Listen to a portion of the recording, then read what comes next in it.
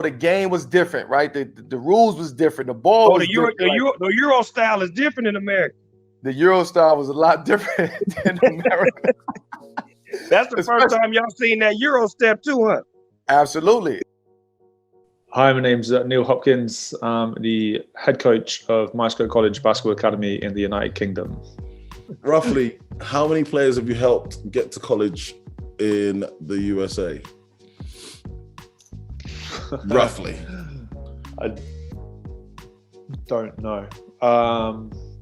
Since I started, obviously in the early years, it was, I've been doing this now, coaching at, within the age group that I coach now for about 10 to 12 years.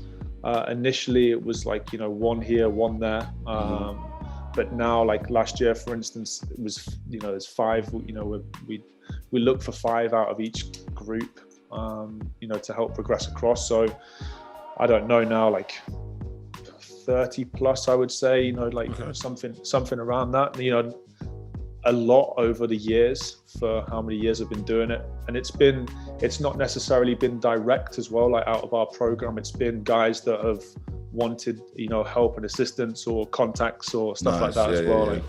I've always been someone that's, if people reach out, obviously you want to try and help as much as possible. So that's happened as well. There's no reason to drop any names in there, but yeah, not enough, but enough to have some experience with it. Fair enough. I think the program's placed really well now after 7-8 years to be able to do that. Obviously we have the talent, on the systems and structure that's in place to help them progress into that route. But I think now is, you probably, if you ask me this in a few years time, I think the volume will probably be, quite considerably higher year on year. Okay.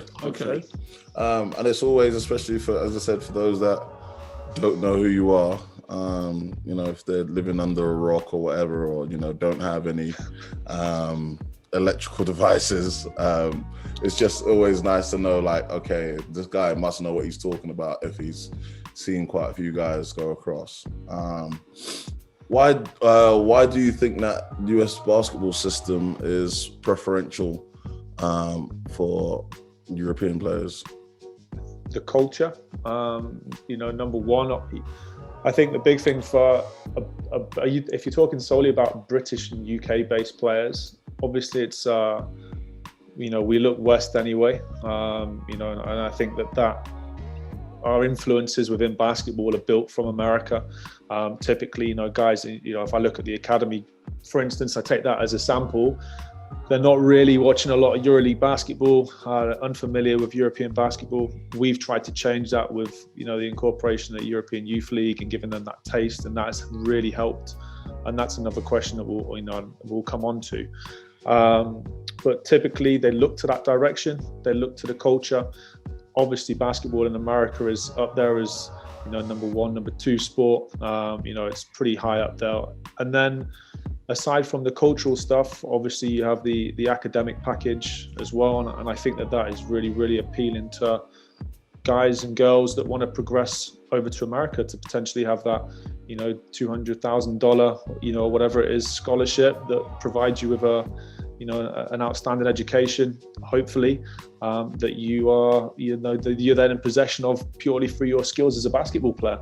I think another thing we over here in England, I know there's been some podcasts and bits and pieces recently, especially during the lockdown period, about why more players don't progress from academy structure or junior structure into our professional leagues. At the moment, that package isn't appealing enough for enough people, when you compare it to the European structure. So the natural transition for a lot of people is, to go to America. And I think that's kind of should, answer the question. Okay, yeah, definitely. I do think that, and they say the gap, they say the gap's closing, and I do in certain respects. But I mean, basketball aside, free education is free education. Do you know what I mean? If you're in England and you're spending 30 grand a year, or getting yourself in 30 grand a year debt to do your bachelor's, you know, that's 90 grand after 3 years, or you can go and experience a different culture, play a sport, whatever, and have zero debt at the end of it. Do you know what I mean? So yeah, I think for me, that's kind of a no-brainer. Can you break down the type of players that you sent to college basketball or to play NCAA? Yeah, like, I mean, if you want some, interestingly for us, guys that, you know, typically, and this is the same with the girls that have gone as well, you know, they're typically bigger players. So, you know, that is one 100% a common theme. The smaller guards that have gone have typically been, you know, an expert or have been at very high level or one or two skill traits. So for instance, if someone's looking for a shooter, you know, or someone's looking for a standout ball handler, you know, as an example, but typically, you know, we're talking bigger wings, stretch fours, fives, you know, height is, you know, one of the most, if I get a call from college coaches, they're interested in height, you know, height. And that's something that's, I don't think that's really evolved as much as it could have done. You know, taking into consideration the likes of Doncic, I know he's obviously big, but he validated the technical ability of a European player, like, you know, on a big time stage. And actually, if you look at the style of European basketball, I do think that the UK is still, we tend to have more of an American style, you know, definitely. And an American style, I'm talking about the collegiate style. I think the NBA style is different to the collegiate style. I think now that you might start to see is the trickle down from the NBA into the college. And, you know, now people, in terms of recruitment, the evolution of I want to recruit height, size, and athleticism is now starting to change to I want the height, yeah, but I want to make sure that they're technically skilled, efficient, you know, they can do a lot of things, they can shoot in particular. Like that is, you know, really something that's very important is their ability to shoot, because people, in terms of their offensive systems, that's starting to evolve. And, you know, the game is becoming much more perimeter based. So if you're not able to shoot, you're limiting a team's offense. So yeah, that's what I've seen, like some of the trends and traits that I've seen. Okay. Real quick, I was praying that the Houston Rockets didn't win the NBA because like all the big guys, anyone over 6'8" would have been out the door. You know what I mean? If you could win an NBA championship with your tallest player being 6'7", yeah, I think, yeah, all the NBA teams would have done it and then trickled down. And so that would have been definitely interesting. So I'm glad it didn't. Is there a specific position, or you kind of touched on that, you know, you said the forwards and the centers. What processes are involved in getting a player to the States? So are you talking process in terms of the player or process in terms of the coach? The player. We'll get to the coach in a bit. Okay, so like I've broken it down like two kind of facets. Mm-hmm. So one is you know, building your academic profile. Nice. So, you know, like that is I think is the primary thing, because without that academic stuff, if you're looking at the American route, with, you know, the academic situation is going to dictate the level, is going to dictate, you know, whether you're a qualifier, whether you're eligible. It's going to dictate or pretty much everything, you know, the academic situation. So number one, understand where you are academically. So for instance, you know, if a kid joins us after doing their GCSEs or the equivalent of what they might be doing at 16 years old or 18 years old, for instance, graduation of high school, they need to know where they are academically. A lot of kids will come in, you know, maybe that they've not got the maths or the English, or they've not got the social science, or, you know, they've not covering the core requirements. They won't realize that. And then they potentially realize that 2 years down the line when they're completing the clearinghouse eligibility center. Now what do I do? So the first thing that I say is, you know, understand where you are academically, as that will dictate everything. So how do you do that? Number one, you should be up to date and au fait with the international guidance. So you can get that from the NCAA website. You just type in international, eligibility or international academic guidance, and it comes up with a huge dossier of, what you need from each country. So, for instance, the United Kingdom is built on a 3-tier system. The NCAA perceives it as a 3-tier system.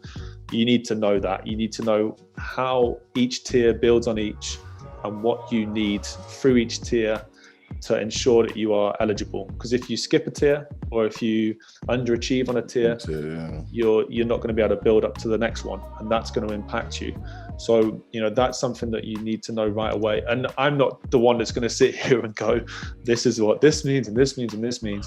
It's plain in sight if you can't read the document. I'm going to have a shameless plug. So we're on season 2 now. So season 1 dropping today, the 18th of December. I sit down with an NCAA compliance officer. So go back and check it, and we go through all the stuff. So continue. There you go. So go back to season 1, episode, what was it, 18? No, it was 18. Episode 10, yeah. But yeah, so you're asking me about compliance and international guidance. Go back to these the podcast, and you'll find out from the person that knows much more than I do. A lot more, man. Crazy, right? So, and once you're in that situation where you know where you are, with regards to the international guidance, obviously then I would suggest that you start to process or put in, and sort out a clearinghouse, eligibility center, because that's going to give you, a to-do list. And it doesn't really matter how early that is. Once that profile's built, it's there, and that's going to be something that you can use as a reference to. Again, people that do that really late within the process, number one, they're chasing the tail, but also, a school, okay, so give me your NCAA number. If a school has your NCAA number, they can put it in a database. They can check off, what your grades are, what your level of achievement is, where you're up to, what you need to do. If everything's good and in there, that's going to give them the confidence to pursue it and keep recruiting. Yeah, exactly. So that's a crucial thing. So go for the eligibility center. Build your profile, start to send your grades in, because that's another painstaking task, is that you need to get your grades over to them. And that's going to require you to have a conversation with a teacher, a tutor, your school. You might have to get stuff stamped. You might have to get stuff sent off official emails. And again, if you leave someone in a situation where they're doing that late, you leave a school teacher, for instance, in July, I need you to do this. They might have gone off for the summer, and then you're struggling. Yes, big facts. Yes. And they're also, the thing that the NCAA might require is, if, say, for instance, you're not getting, they use the term transcripts all the time. Transcripts, typically is a certificate.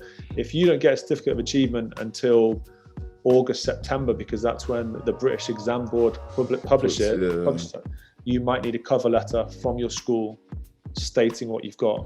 That is going to need to be built or made by someone, in admin, or a teacher, or someone in senior management, which could take time. So the sooner you get your stuff in through the clearinghouse, obviously the better. And then once that's in there, obviously, trying to do your SAT as early as possible. I know that this year there's the waiver on the SAT, but when that comes back round, getting that done as soon as possible, because it's a different kind of test. And if you mess it up, you obviously have the potential opportunity to do it again. Go back, yeah. And again, if you leave it late and you get a low score and you don't have time to turn that round, that's going to affect your, the balance and scale of SAT versus GPA. So, that's obviously really important. So that's the academic profile. I know that I'm going on, but I guess it's definitely what. I guess a lot of players don't understand, and I think you hit the nail on the head when you're like, hey, when a school wants you, and it's like, what's your clearinghouse number? What's your, we need transcripts. And everyone's like, scrambling. And, you're now emailing or phoning your school, hey, I need this by, tomorrow. And they're like, I have no idea why you want this. I have no idea what you need actually, or now we've got to process it, and now we got to, and they're not enamored, because it's not a usual process. and B, they're like, well, I mean, he's got his grades, it's fine. They don't really understand the gravity of the situation. So, you know, you're going to end up phoning and emailing a whole lot if you do that stuff early, then you're sitting pretty. So a lot of kids don't know that until it's too late. They don't know until they're in trouble. So yeah, I think, you know, you going along, it's that important. That's why I did the whole episode on compliance, because it is that big a deal. Yeah, and we spent 5 minutes there just talking. You've asked me about the steps to get to America. We haven't mentioned basketball. Yeah, no, like it's nonsense. 5-6 minutes about, you know, understanding where you are academically, because, you know, that's the biggest dictator. You know, you could be extremely talented, but if you've messed up somewhere academically, or you're not pulling your weight, you know, and you don't know how to rectify it, it's gonna have a huge effect. Yes. And, you know, and I've seen it. You know, I've seen that firsthand. You know, I try obviously very, very hard if I isolate those issues early to rectify them through our processes. But some people, you know, you can take a horse to water. You can take an athletic horse to water, and you know, sometimes that athletic horse might drown. And, you know, it is what it is. So, what can you do? As long as you do everything that you can. You're not going to put the athletic horse a dinghy, or, you know what I mean, the water wings. Look, you can throw as many lifelines as you want, but they're just paddling into the deep water. That's hilarious. What other process did you have apart from that? So the academic profile, obviously the second is your basketball profile. Uh-huh. So going back to the pre-question kind of, you know, statement that I made is like, number one, look at yourself in the mirror and, you know, really get an evaluation internally. You know, where am I? And then once you've done that, go and speak to some coaches, go and speak to people that are in the know, and listen to what they're having to say. Don't just look at them and watch them speak and then not hear them. You know, like, listen to what they're saying on their evaluation of you, you know, your traits, you know, where you are, you know, who you are as a player. You know, if for instance you're, you know, a 5'9" guard, have a look historically as to how many 5'9" guards have gone over to America, you know, like, and what has been their key themes, you know, what has driven them to that level. Obviously it's always easier with someone that's taller. You know, the statistics on, you know, guys that are over 7 foot, for instance, and their, you know, percentage of those guys that go into the NBA, etc. Like, you know, as you get taller within basketball, it does become a little bit easier for sure. So find out, do your research, you know, speak to your coach. And when your coach is speaking to you, like I said, don't just, whatever. What I'll do is I'll go and speak to someone else and see if I can get the answer that I want from him. You know, like, you've got to honor that and be honest in that whole process. And I think that's one of the biggest things in terms of managing this, you know, as a coach, is balancing, you know, my expectation, or, you know, what I think versus their expectation, and not crushing dreams, but being realistic. You know, and that puts you in a really difficult position as a coach, because you don't want to be, you don't want your players to, you don't want to be the dream buster. You got to keep it real. But you don't, I don't like doing that, but there's always a way, you know, there's always a route. There's people that work in different ways. There's people that, you know, that just pursue it so hard that eventually they'll find their way. You know, for instance, you don't have to, if you might be a, you know, an average player that wants a scholarship and end up being a coach, you know, that's paid to do it, you know. So there's different ways. And I think at the age of 17, 18, 19, 20, etc., you do become blinkered to your dream. And it is very important that you are, you know, in that situation, that you're open, honest, and you take the feedback that you can.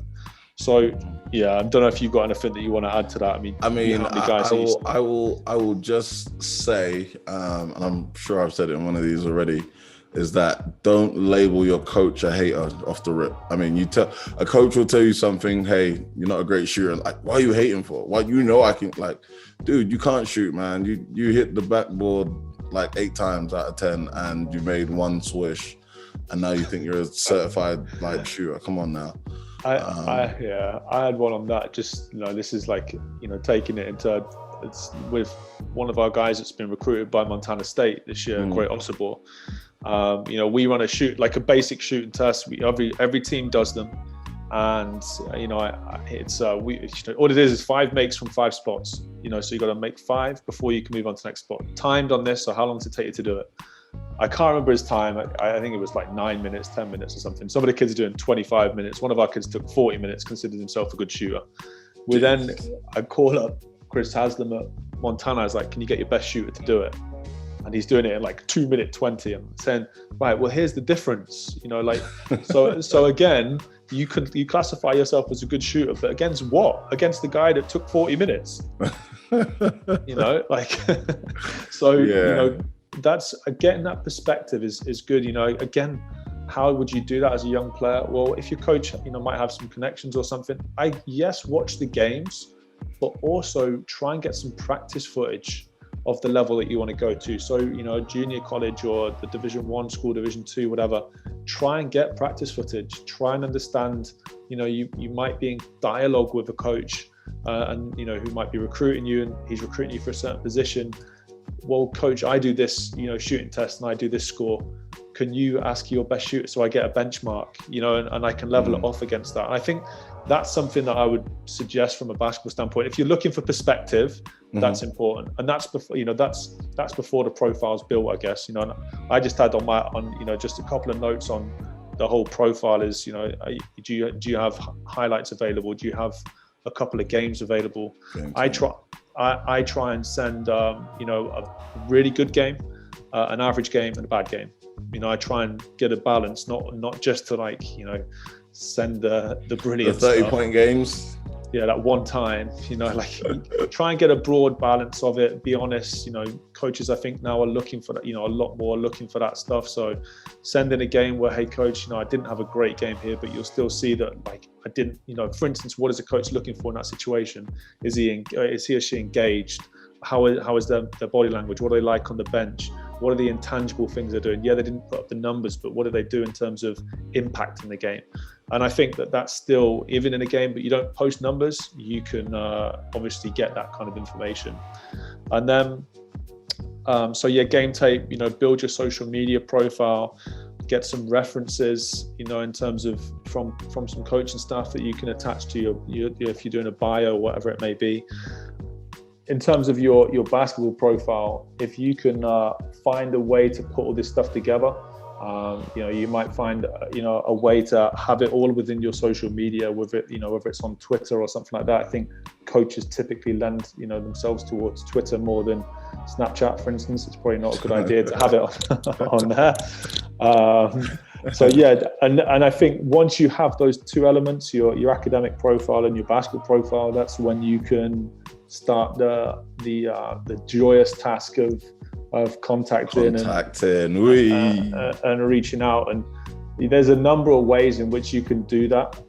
Some people now would opt to go for a recruitment service, but again, I don't have that's not something that we've utilized, so it's unfair for me to comment on it. I think obviously people have different opinions on that, but if you are resourceful, you can find contacts. You can go through websites. You can probably even find a way to get a spreadsheet which has all the contacts on, if you're resourceful. But then once you start to know that, you need to start thinking about the division, the level, the area, what the school specializes in. Don't just think I'm going to get a scholarship in America, because what you don't want to do is end up in the middle of nowhere. In Alaska. In a situation that's worse than the one that you came from, and you want to make sure that you do your due diligence and your homework on the potential situation that you're walking into. Don't contact every school not knowing anything about the school. That is a bad look. Make sure you know what's going on with them, and make sure you have built a picture in your mind as to what you are potentially signing up for. And another thing as well, I think coaches through the recruitment process appreciate it if you personalize some of those emails and those messages versus just a blanket, email to 1,000 schools. Yeah, but which you forget to take, you do it in the copy, the CC list, and you've got every other contact in the, and that works both ways though. Some coaches in America, I've seen it. I think in the last 2 years I've been offered a couple of scholarships just through guys not having, coaches in America just blanket emailing out, we're looking for players. Obviously, they're going to want money for that, but we can offer you X amount, and what is this? know what's happening here. So yeah, that is hopefully that answers the. It does definitely. And that was a nice in-depth answer in terms of understanding the academic as well as the athletic profile side of it, like the basketball side of it, and how to attach it. As I said, I think for me in all my years, and you can agree or disagree, but I think the academic side is so undervalued, like not spoken about, and then it's not until the ninth hour, so to speak, that they go, oh crap, man, I didn't do my ACTs. I got to do ACTs. I got to do SAT. Oh my God, there's a lot that you need to do. It's not just, hey, coach, I can dunk, sign me up. Coach K isn't calling you because you can do a reverse windmill or whatever. So, yeah. Okay, great. So from the range of the players that you've helped out, and I kind of covered it, is there a common skill set? Is there one thing that everyone's been able to do that you've sent across, or has it all been? Not really. The skill, no, through positions maybe. The thing is, as well as they, college coaches recruit a player based on something, but typically it can become something else. It depends on, how many guys that that have been great shooters that have left, the situation they're in to go to America to then have their offense restricted, for instance. So it depends on, I've seen that. I've had players that have come through that have been great offensively, but then they've become screeners. They've been, their game has been tailored to the offense or the coach or whatever system. So I think usually it's not necessarily about the skill set. Obviously you need to be skilled, but I think moreover it's to do with the durability of the player, and is that player prepared and willing and understands how to win. I think that's something that's more common. So I would almost argue that yes, skill set is vital, but that can change and adapt when you go over into a new system, new situation or scenario. But the most important thing is that player's resilience, durability, and I think coaches want to know that more than the skill set element. If they are recruiting based on skill, yes, they need to be able to shoot. If they're guards, wings, the ability to shoot is important, and be able to defend through positions. So, can they defend their position, which is or through positions. A lot of coaches now over there in terms of their systems, will switch on defense. And, if you're big and you're not able to defend a guard or a wing, or even at least, attempt it, then that's something that's going to hold you back. Yeah, definitely. And definitely the personal qualities. Being a competitor, I think, is always the number one thing.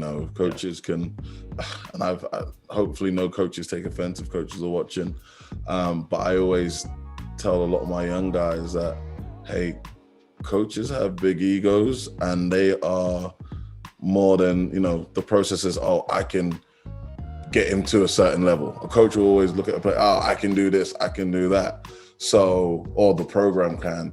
So what they need from you is that fire, so now, if you've got that effort and energy and competitiveness, then me as the coach, I can take care of the rest, kind of thing. So that's probably the biggest thing, I believe.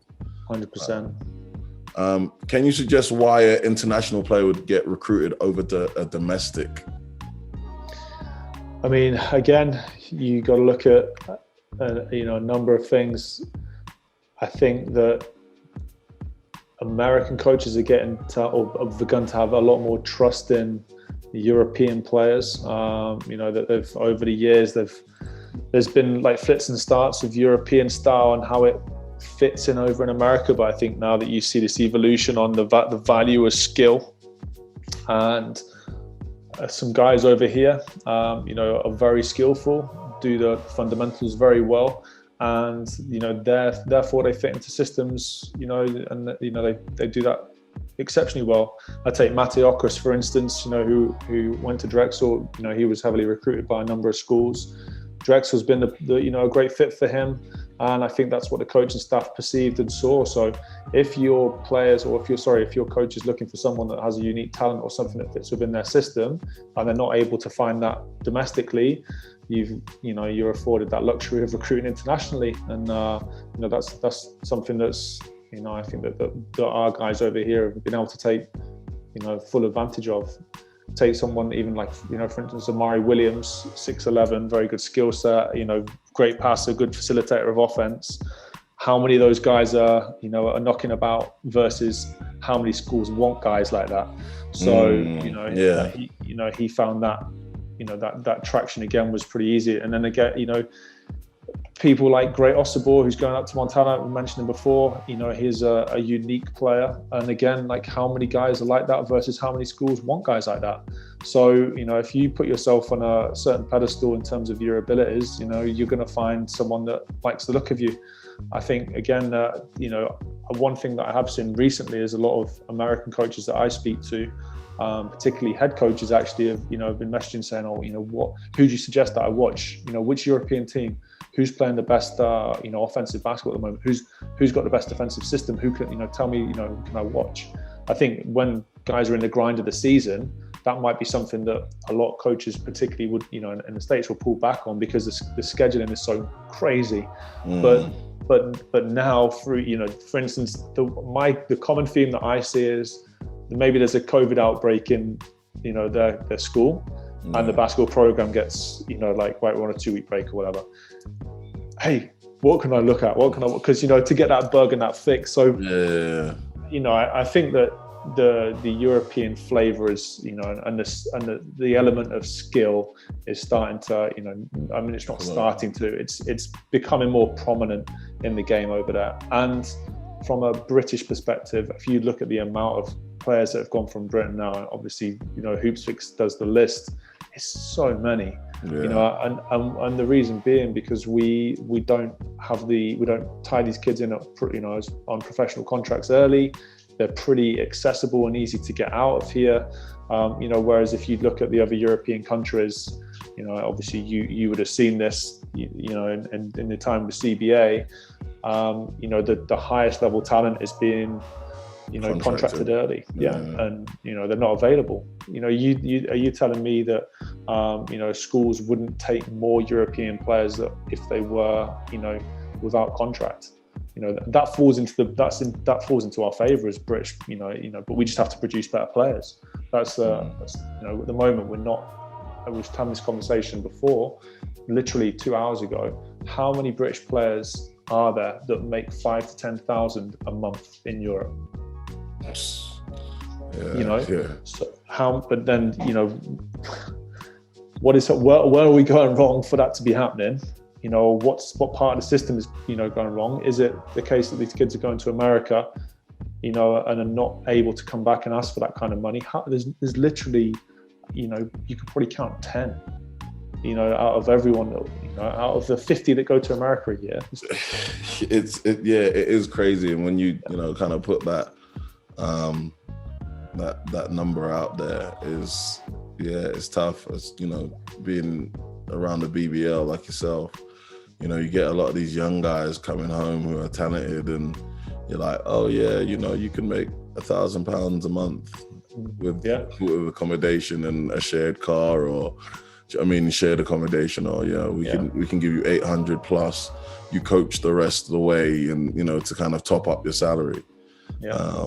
And that's I think that's a completely different topic in terms of the money generated. But it is a tough situation. If this is going to be watched by predominantly British players as well, or British people, another interesting thought that I've had is the 3 players that I think that we've produced that had the potential to make 5,000 to 10,000 a month. None of them were British born and bred. They were international. One was Italian, one was Bulgarian, one was Hungarian. So, and the reason being is the body of work that they've put in at a young age before coming to us is, or far outweighs the body of work that British players are putting in before they come to, you know, a situation like ours or the collegiate system. So, you know, like Hungary, for instance, fundamentals from, you know, the word dot, 5 years old, Italy, 5 years old, you know, Bulgaria, 5 years old, you know, really young, focusing on basketball culture. They build that skill set, that base of fundamentals, you know, and then basically when they come to a program like ours, all we're doing is refining their competitiveness, bulking them up, speeding the game up, and, you know, that translates a lot quicker to the next level. And those, you know, whereas with all the, you know, a lot of the British kids, what are we doing when they come to us? Teaching them good practice habits, fundamental development, you know, like then we're trying to think about building the body. Then we're trying to get into the mind to, like, you know, value competitiveness, because before they've outcompeted everyone so easily because they have a physical advantage or whatever. So, you know, like it's a huge thing that we need to look at in more depth with British basketball. Yeah, I agree completely. Knowing what it takes to be a college recruit, can you break down how much work goes into being recruited? From a player's perspective, from a coach's perspective. From a player's perspective, so like how much, like would you say it's 10,000 hours? And you kind of, you know, you said from 5 years old, but you know, obviously they can't go back in time. So like if you was to quantify, hey, you've got to shoot 1,000 shots a week or 1,000 shots a day, or you got to get in the weight room, like especially having the program, like what does it take for you to be of a level to be recruited? For some guys, it just takes for you to be big. So, like, I mean, that's one way to look at it. I think the main thing is, and it's a really difficult question because it's very difficult for a lot of different people. You know, there's some guys, you know, a lad that we had called Lewis McGlasson, or someone like Callan Lowe, for instance, like naturally, you know, they weren't as talented as others, but their work rate was far superior to, you know, to someone that was maybe more talented but had a less work rate. However, the one with the less work rate might have found their way to America because they're so talented. So I think that the question is, or, you know, how you should approach that is, do you think that you've done enough to earn it? You know, okay. And if you think you have, you need to get that checked against, you know, the person or the people that know you best. And, you know, if they look to you and look you in the face and say, no, I don't think you have done enough, then you need to keep working. Okay. So I think it's, you know, you might be innately really talented and you might just find your way. You know, you probably will come undone, but you find your way. Or you might be an absolute workhorse, you know, and you've worked on your game and you're competitive and this, that, and the other. You go over there and you realize that you don't have the talent, you know, and you lose your way, you know. So it's a really difficult question. I think the biggest thing is earning it. You know, it's like anything, you know, in your situation, or as a head coach or as a coach that runs a successful program, have you earned that? You know, have you done that, you know, deliberately? Or have you've done it by accident, or if you winged it? You know that. And if you don't know it, ask someone that's an expert in you, your family, you know, your coach. You might have a brother, sister, someone that's significant, someone that will tell it as it is. You know, do you think that I'm worthy of going to America? No. Or yeah. Hey, be careful though. Be careful, because we've all, you know, us both. Let me not say all, have met the support system that's worse deluded than the player themselves. Do you know what I mean?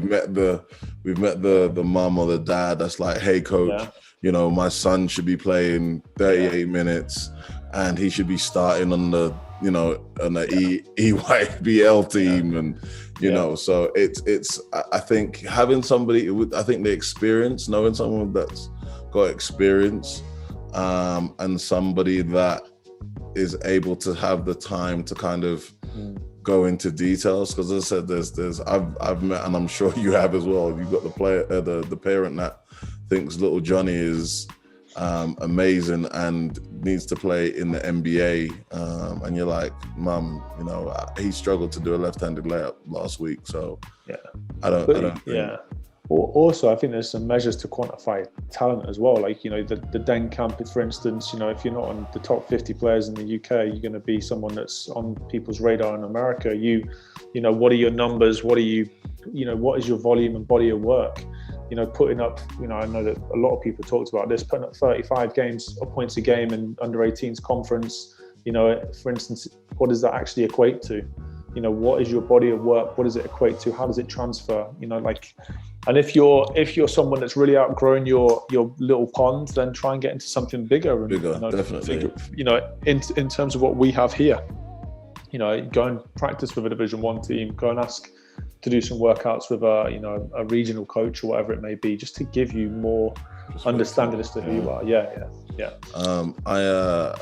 I get messages from certain coaches. Obviously, they know I'm from the UK, and they'll send me a tape, and I'll see this kid killing in the ABL, and you know, you see them play. You know, the kid might be 6'2", but whoever they're playing is like, you know, 5'5", and they're like, "Hey, coach, is this kid any good?" And I'm like, "Coach, I don't know that particular player, but he's playing against kids that are 5'5", that, you know, hey, his shoelaces untied, you know what I mean? So just understanding, like, okay, yeah, if you're dominating in a certain area, don't settle, don't be happy to just dominate in your, and I'm not saying that the ABL doesn't have good teams or whatever, I'm just saying that you look at the competition that you're playing against.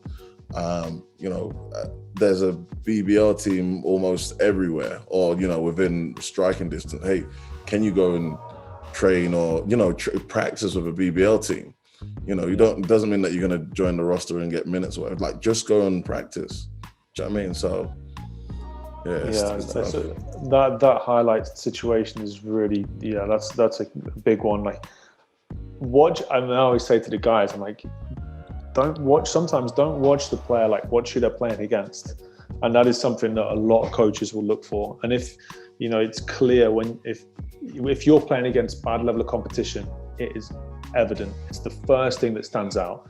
You know, oh, you're okay, I'm a shooter, I'm shooting 50%, and you know, I mean, that's a good number, yeah, 50%. Okay, and then I watch the game tape, and you know, your defender stood under the ring because they don't know where to stand. Like, every shot is uncontested. We'll be like, okay, right. So you know, I could be a 50% shooter there as well, and I can't shoot. So yeah, I mean, I watched. In fact, I watched the tape yesterday, and it was literally open shots and drives and stuff like that, late help, and I'm just like, I mean, and like exactly this, like, I can hear it in my head. Exactly this is the reason why they will say, "Coach, you're a hater."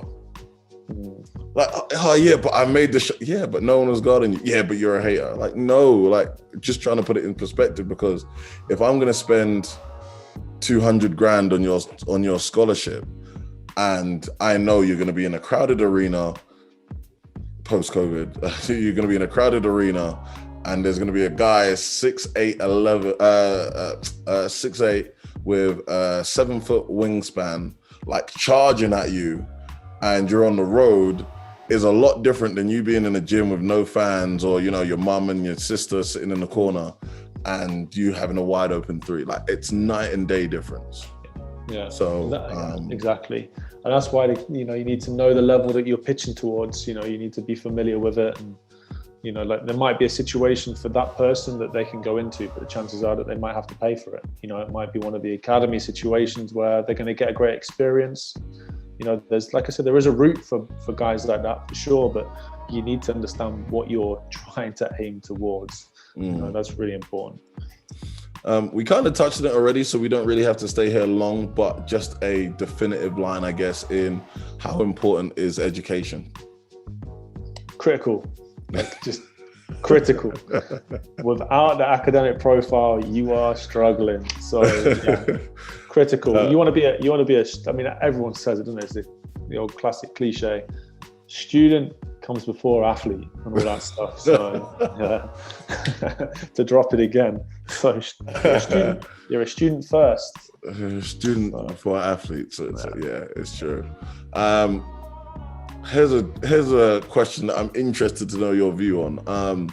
Would you choose a better basketball school over an academic school, or vice versa? If you was, sending young Jack's of age, and he's like, Dad, I've got, Harvard's, obviously they don't do athletic scholarships, but you go, Dad, I've got great grades, I can get into Harvard, or I can go to Duke and play for, Coach K I would imagine would be retired by then, but, I can play for Duke and Coach K. What would you advise him? Depends on the situation. Like it's, that it really depends on the situation and that individual. It's again, it's you do your homework, do your due diligence. What is the outcome for this? Harvard might be a great opportunity for you to play a lot more than Duke, and you get the education alongside with it, or you might want to give it a go at Duke because it's Duke. It's really depends on what the situation is and that person. I think, I've been in that situation with players, where they've had Ivy League schools that have come in that are interested in them, and obviously the academic package is world class, but they made a basketball decision. And I know that there's others in similar situations that have decided to make the academic decision. So it really depends on the individual, and I would feel, there's no way that you could pick either based on, that question. I think if you're asking me predominantly for my little boy, it would be, I would weigh it up, do my, I'd obviously, number one, from a basketball perspective, basketball is what would drive the decision to go to Duke, obviously, but you're still going to Harvard based for your basketball. There's still like the element of basketball. So you'd want to know exactly what the situation is from a basketball perspective. If you were a 5-star recruit and you were going to play multiple minutes at Duke and the potential was that you were going to become an NBA player, then there isn't much warrant in going to Harvard. You're going to go there to Duke for 1 year, 2 years or whatever, and you're going to go and make the mega money in the NBA. I think if that's the pitch and the level that someone's going for, and if they're going to become a professional player, then, that's the route that you would go down, versus someone that isn't as talented, that, is a very high academic, then obviously Harvard would probably be a better option because they get a chance to play more and they would get a world-class, education, that could project them into, obviously a fantastic career. So, yeah, and I think the other thing about that is that if the basketball, if they go, if someone in that situation directly, if they were that good at basketball and they wanted the education via Harvard, they still have that extra year on top of it as a grad transfer. So they could potentially complete their academic course with Harvard and finish with that, that qualification degree. And if they still have that itch and they've become, this unbelievable, their stock has gone and rose and rose and rose, then could you not look for the, the grad transfer route?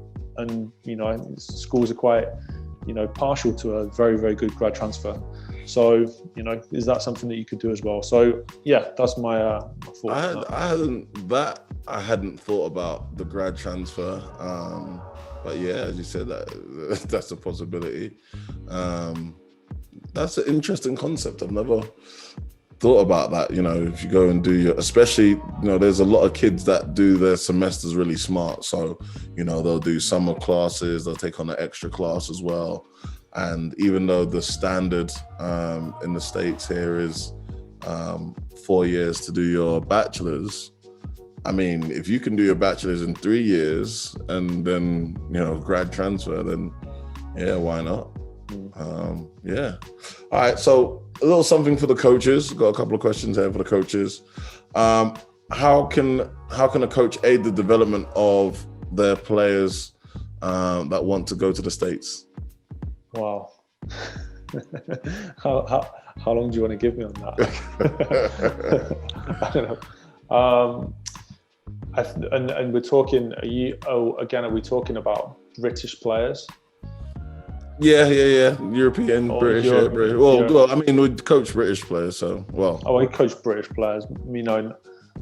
Exposure, and then a little bit more exposure. And exposure is more in, you've got to create a culture and environment for them to go and experience. So, deliberate practice in terms of coaching someone quite hard, like not, putting them in a situation that they might be in America. And this isn't like, you have the horror stories of kids being like bullied and stuff through, that whole process. It's not about that. It's about having a high expectation, working them, making sure that, for instance, if they're going into a screen and they're walking into a screen, that isn't the expectation or, the situation that would happen in America typically, especially in a practice environment.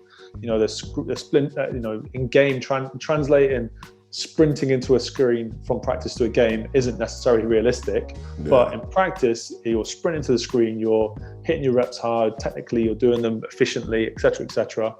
Expose them to that within your practice. So that needs to be quite deliberate. If you have the opportunity to play against faster, bigger, stronger players, your team or your individuals, you need to make sure that you set that up. Obviously, we've taken that to the extreme and taken our kids, off the island and abroad, and that's really helped to understand the game, on a different perspective. Mm-hmm. So I think, varying those experiences is really important. Setting them potentially like homework to watch games and, study people. And like I said about the practice footage, get practice footage. I used to, a few years ago, and I still do it now a little bit, is actually show a full practice. So you're doing a video session, show a full Division 1 level practice. What are the differences? What do you see? How does it look? What are you noticing? How is that different to what you do? So just trying to expose them in as many different ways as possible, I think, is really important. Aside from that, if you have the means to do it, obviously trying to get them into that situation. We've tried to push European basketball, so that's something that we actively play. If you really are adamant for your kid to go and play in America, I think you need to understand that system and the situation over there. So can you get yourself to a Final Four? Can you get yourself over there on a little visit to go and see kind of what the grind is? Are you communicating with coaches that are in the know? Have you had conversations with players that have been through the grind? Do you understand what it is? So, that I think is, obviously vitally important. Yeah, definitely. Love it. Great answer. Yeah, I don't have much to say. I mean, that was, yeah. I do love the fact, and I guess us as coaches, we always, I think the basic to aid development is getting them to play against better guys. I think that's fundamentally, kind of like what we just touched on is, hey, can you get them playing in a bit, especially if they're the best, if they're dominating in practice and their head swells a little bit and big fish in a fish bowl, not even a pond. You like, hey, right, we're gonna go and play with this Division 1 team here, and we're gonna go play with this BBL team, or I'm gonna have a pro come and work with you, like, gonna do one-on-one stuff. So I think that really does accelerate, and it puts into perspective for the individual, oh man, I still got a long way to go. I still got, some stuff to do. So yeah, definitely. As a coach, if you're trying to coach this player, you want this player to go to the States, or you think he's a player that's going to the States, should you focus on that player predominantly during the practices and games? So obviously you've got, let's say Callum Lowe, he's going to the States, and it's kind of hard where you got multiple guys, but let's say you're a smaller club and you've got one or two guys. Should you predominantly focus on that individual in practice and games? No, not really, no. I don't think so. I think that you don't.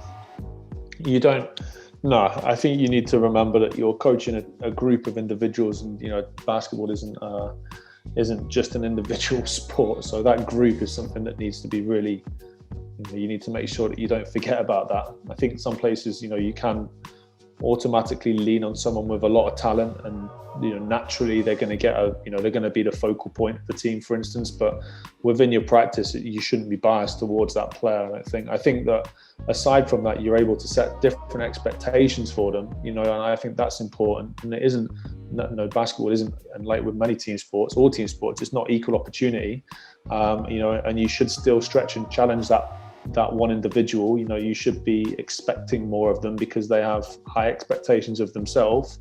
But I don't think that you should just make that person the pure focus of everything that you're doing.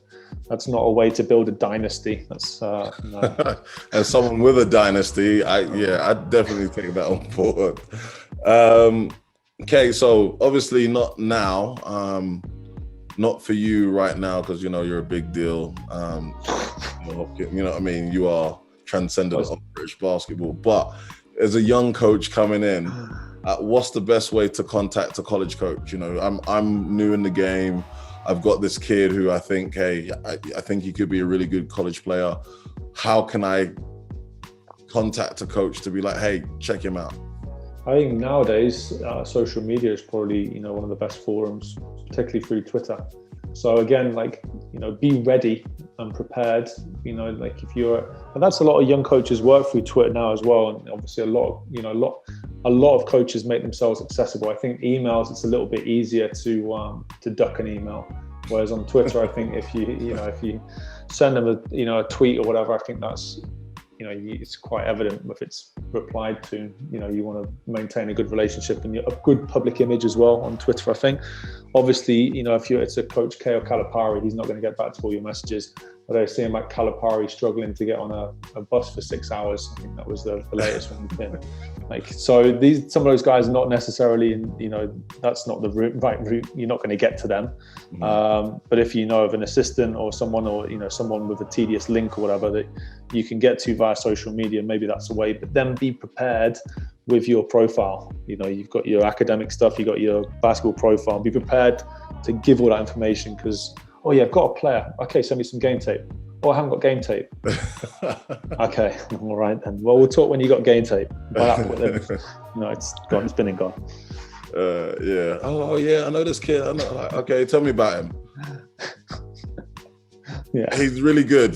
Okay, have a great day, coach. What's the worst thing a coach can do for a player that wants to go and play college ball? Not look them straight in the eye and protect them too much. I think sometimes, and here's one for you. The worst thing a coach can do is be held hostage to a player's dreams. And what I mean by that is, if realistically as a coach that isn't going to be attainable, the worst thing you can do is not front it and tell it and build a different direction for that player. Don't allow a player to hold you hostage. That's my advice. I'll give you an example. So for instance, if you had someone that you knew that you didn't want to break their dream, you didn't break their heart, and how do you deal with that?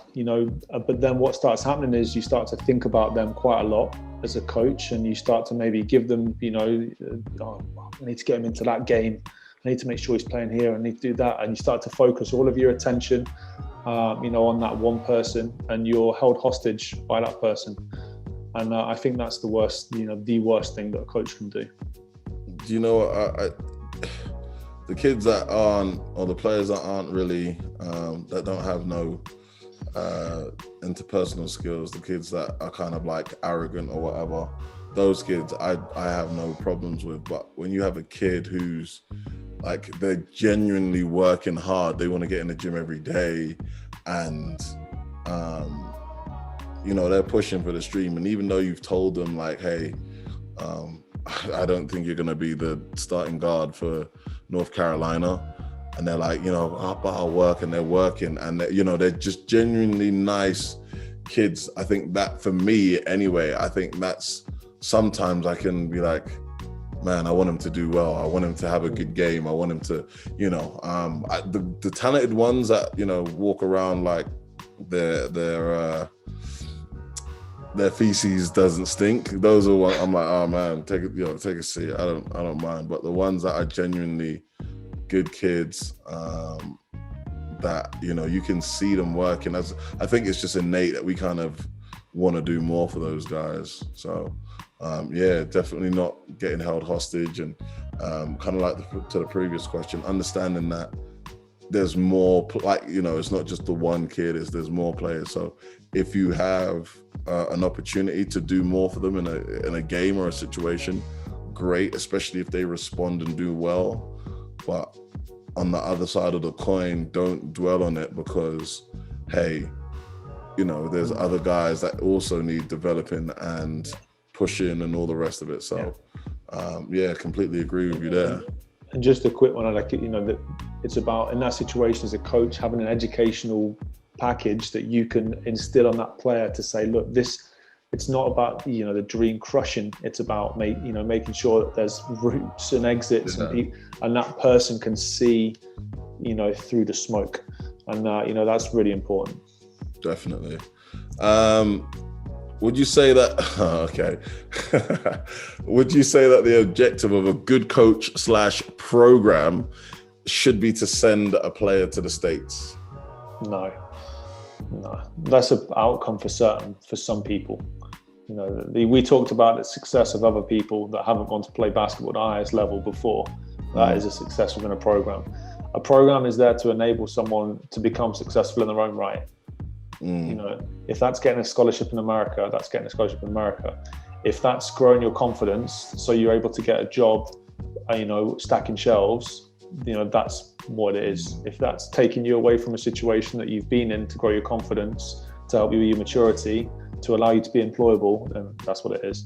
So, you know, we are investors in people, you know, not in basketball players. And, you know, that's, as educators and as coaches, that's our duty to do that. Now, some outcomes are different to others, but all we're looking for is for that person, you know, to be successful under our parameters. That's it. That sounded like you practiced that. That was pretty good. It's an easy question. That was pretty good. I think you should run for mayor after that one. I love it. Yeah. All right. So last couple of questions.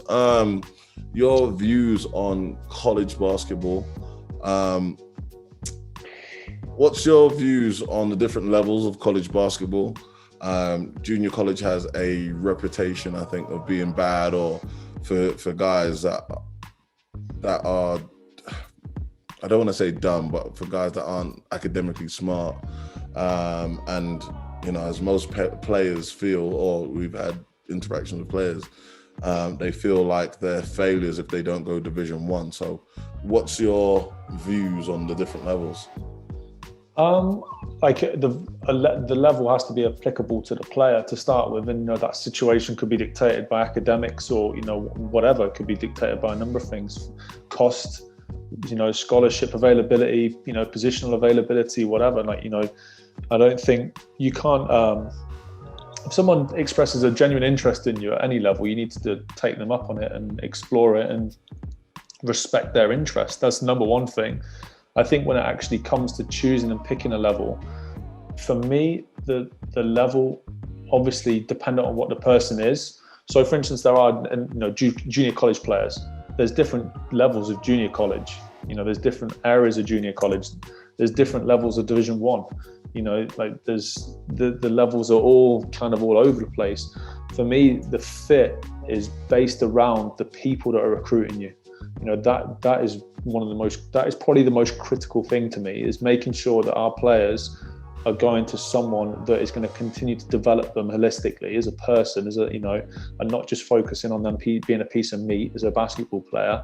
You know, that's the most critical thing. So, does the level matter? Well, one thing you have to take into consideration as a British player, you know, I'm not talking about the schools that are literally in the middle of nowhere that will take anyone. I'm talking about, you know, like reputable schools, you know, at any level. If you've got a decent reputation, you do stuff by the book. The biggest thing that you have to bear in mind is they're coming from school sports all over here to, you know, the American system. Exactly. So no matter how you look at it, it's a you know, you're improving and increasing what you're used to, like, no matter how you look at it. So, you know, that's, you know, but then what is the most important thing on top of that is the people that you're going to, because those are the people that are going to be, doesn't matter what sports or what ring you shoot on or how many people are watching, it really matters about who that person is that's going to be developing you and what stuff they have around them, you know, that's going to help with that process.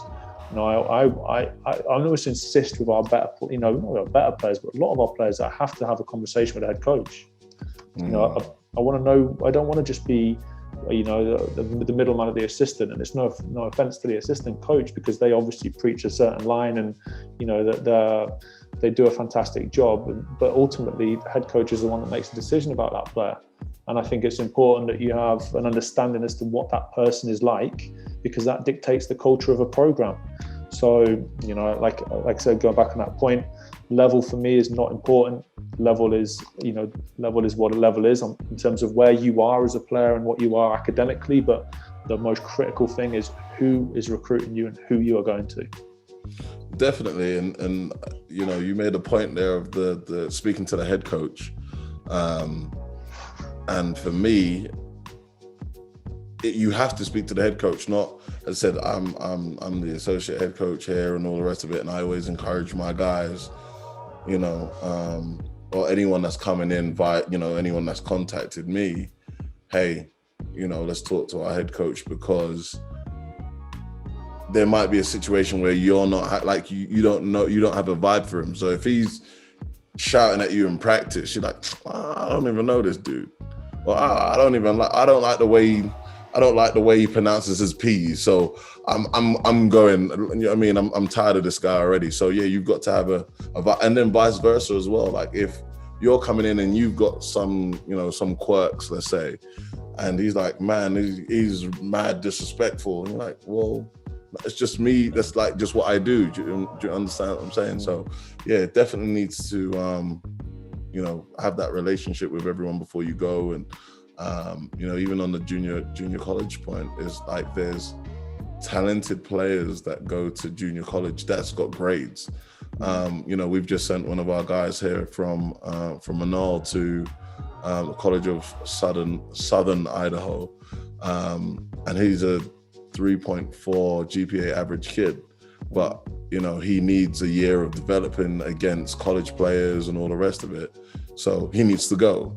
Do you know what I mean? Like his grades are good enough to go play D1, but his experience wise, or just being able to get bigger looks. So yeah, it doesn't really matter. It's just, you know, as you said, the fit. So definitely. And I'd say professional coach, you know, when you was coaching the spinners and stuff, as a professional coach who is able to recruit college graduates, how often do you recruit British players, or did you recruit British players? And are those players that come back from college, are they stand out in the league, or were they stand out in the league, let's say? And dealing with your time in the BBL as well. Yeah, like it wasn't, you know, even through when I was Division 1 and stuff, it wasn't something that we built our program around. You know, that wasn't where it was. I think the thing is that what I would generalize this against is like the players that we have had that have come back to the BBL, for instance, or like into the professional league. Yes, okay, yeah. And I don't think as of yet that they've been standout players within that league. You know, the league is dominated by, you know, there is standout British players in the BBL. You know that. You know, there's standout. You know, the league MVP for a number of years. You know, over the last few years has been dominated by a British player. You know, and you've got, you know, Ashley Hamilton. You know, for sure is, you know, one of the premier players in that league. But the league is dominated by the Americans. You know, that's, you know, how the league is dominated. And I take, you know, even if you look at someone like Josh McSwiggan and stuff like that, you know, obviously a standout British player, but he isn't, you know, I wouldn't say at this point he isn't dominating the BBL. He might develop into that. I think it takes quite a few years for British players to find their rhythm and comfort within the BBL and start to dominate it. You know, that's my opinion on it. So actually graduating out of college, I would say in general, I haven't seen that. You know, I haven't seen that within the BBL with a lot, you know, many of the guys that have come back from the collegiate system directly into the BBL, I haven't seen it. So, you know, there's obviously some work to be done there. Okay. Does an extremely talented player, does an elite player, phenomenal talent, have to go to the States to be successful? No. That is just no. Depends again. It comes back down to fit, doesn't it? Like, you know, fit and skill set, and you know, Mate is one that was, you know, very talented for us. And the way he came through, he was top 50 player in Europe to Basketball Without Borders. Amari Williams was a guy that went to Basketball Without Borders and went to the camp over there in Atlanta as well. So I'd classify those as extremely talented within their age group, especially at that year, the years that they were with us. Mate had an offer through Milan. Amari was, we'd spoken to Mega BMAX about him as well. He decided that America was the route for him, but time will tell whether or not that was the right decision. I think one of the biggest things with British players and making the jump into Europe at a younger age is, maybe the difference in culture and language. Jeremy Sochan is one. Obviously, he's over there in Germany now, has been through, he's probably the best placed to give you that answer.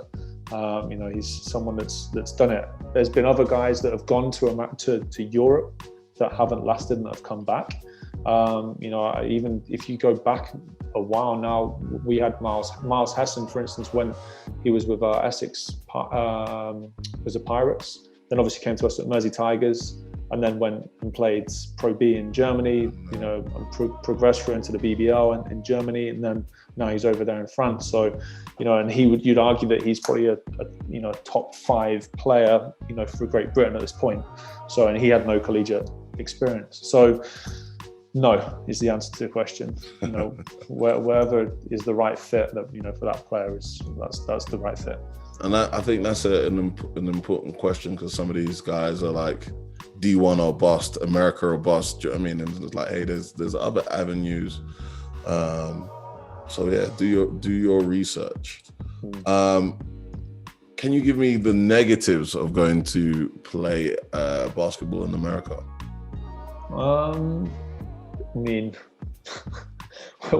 Where do you start? It's the same with anything though, isn't it? Like, you could take it. That's it's a difficult question, because number one, a negative. Let's talk about some of the things that will determine what a negative could be. Potentially you're a long way away from home, and you don't know exactly how you're going to react when you're put into that situation. Until you know that, you don't know what's going to happen. So could it hit on your confidence? It could. A lot of hypotheticals. Could the coach play you out of position and take away what you've built, to put you in that situation? Yes. Could you end up sitting on the bench? Yes. Might you not have the resilience to deal with being sat on the bench in your freshman year? Yes. Might you not be able to deal with the pressure of Division 1 basketball? Yes. So there's a lot of things that could go wrong, but that's why there's a premium on doing it. It's a unique experience and its situation, and it's something that not everyone can do. So you've got to be able to cut your teeth with it a little bit and be ready for that. But it's the same with anything. There's a lot of negatives with going into work every day. There could be a negative with going to the shop, for instance. I might get there and they might not have what I want. So, it's one of those, like, I think as long as you're prepared mentally for what all these little things and you've gone through it, you should be in a position to deal with that. But the clear standout negative is that, it's a long way away from home. But once you adjust and settle in and, you see out that first couple of weeks or months, then, you should be good to go. A negative, one of the coaches that I've had on here, I'm trying to remember who exactly said it, but one of the coaches said that because America is such or college basketball, is such a structured system, sometimes, the negative can be seen as taking players away from their game. Like everyone's got a specific role, especially the higher you go. It's about, hey, your job is a 2-guard, you don't dribble the ball. Your job is a 5-man, is you don't leave the paint. Your job is and that can be a negative in terms of, our players' growth, development, blah, blah, blah, or even enjoyment. That can be perceived as a negative. I'd say as well, the one other thing on top of that, you'd hope that you got your fit right and you've done your homework on what the coach's integrity is like in that situation. Because they're going to sell it to you like you're going to be able to do all that stuff. So, that could be another thing that really factors in, is that, that you want to be in a situation where you trust the guys that you're going into to develop you. Like I said, how many times where, a player has gone to a coach and the coach has frozen them out and made the experience terrible for them. I think as well, like the coach in general I really don't believe it's exponentially better than what kids will get at the top level programs over here. I can't hear some stories, for instance, of 3-hour practices and this, that, and the other, and like on concrete floors and stuff like that. Like, actually, you might have this perception that it's going to be all singing, all dancing, all new, all this, that, and the other. But actually, you might go into an old school coach that has old school habits, and before you know it, you're broken. And I've seen that. Like, I have seen that. I think people should be thankful for what they have, really, as well. Like over here, and with the situations that people, I think you should be thankful. You probably don't appreciate that until you're out of that situation as well. So yes, yeah. And you don't realize it until kind of like our first set of cohorts are like, life was so much easier. I got up and just balled. When we just had blue court, do you know what I mean? Like, life was amazing, and then now they're like, oh man, now I'm somewhere else where I don't have access or whatever. So definitely enjoy where you're at, because you never know. You never know where life might take you. Okay, so ultimate question, last question is, what advice would you give to someone between the ages of 14 and, I got 18, but let's say 17, that's their ambition and dream, that wants to play in the States? What would you say to them? Do your homework, do your research, be realistic, and try and better yourself in terms of what you're doing. And ultimately, we keep going back to that kind of concept of the body of work. Make sure that you invest time in that process and you fall in love with the process. Don't just fall in love with the idea of it.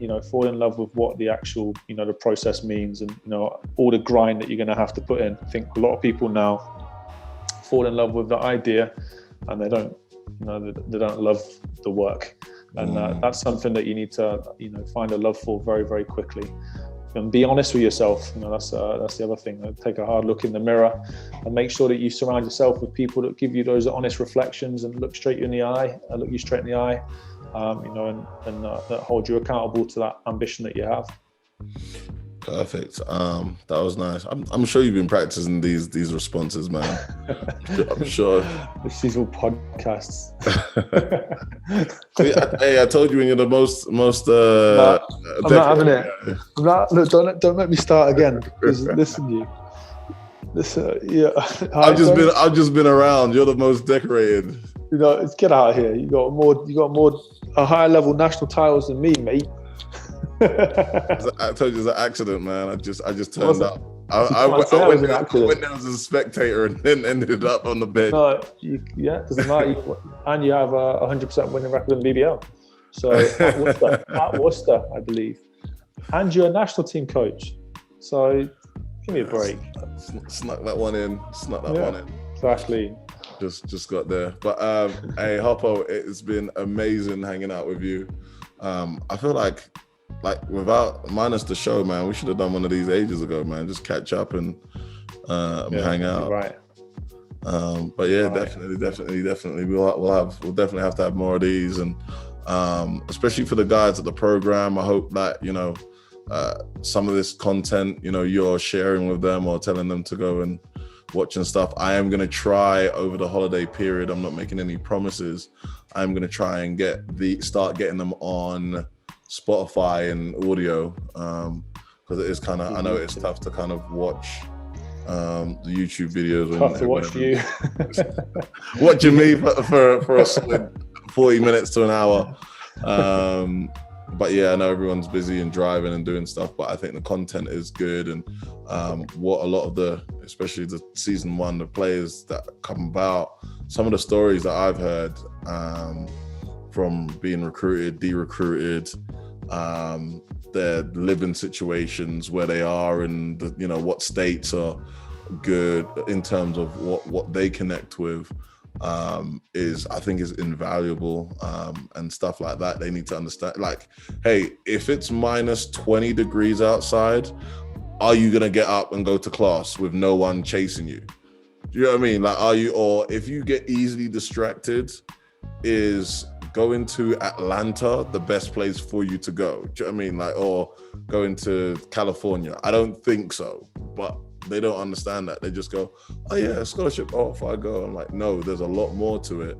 And you know, it's like, hey, I don't know if I'd be willing to send my son to New York if he's a party animal or socialite, do you know what I mean, and send him into the middle of New York when I know he's probably not going to focus on what he's there for. So yeah, there's a lot more that goes to it. No, I really appreciate it. What you're doing is fantastic. Great resource. It's been great to see some of the guys, you know, Kiko on there as well. Like, you know, been really good. But more than anything, D, it's great to see you doing it. And like I said, the shoe needs to be on the other foot, and you need to be answering some of these questions. So, you know, let me know if you want me and a consortium of people to do that. I'm sure it can be arranged. I did the SCO podcast. Yeah, I know, but we need you on more. More, man. I'm as I said, I'm out here in the shadows, man, just moving in silence, quietly. No, you need to be on it. Quietly in the shadows, just minding my business, man. Trying to help all these. Trying to be a great investor of people, as someone once said. Dr. Dimes. Yeah. Hi, my name's Neil Hopkins. You've been listening to the Eurostepping podcast.